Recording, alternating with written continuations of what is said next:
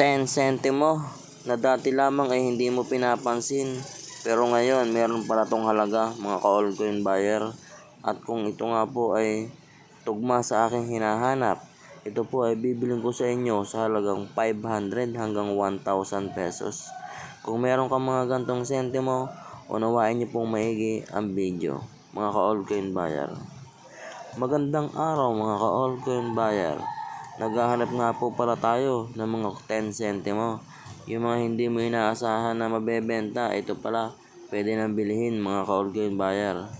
Pero bago po kayo mag-send ng kung ano-anong 10 sentimo dyan, unawain niyo pong mabuti kung ano ang taon na aking hinahanap sa ganitong 10 sentimo mga ka-altcoin buyer.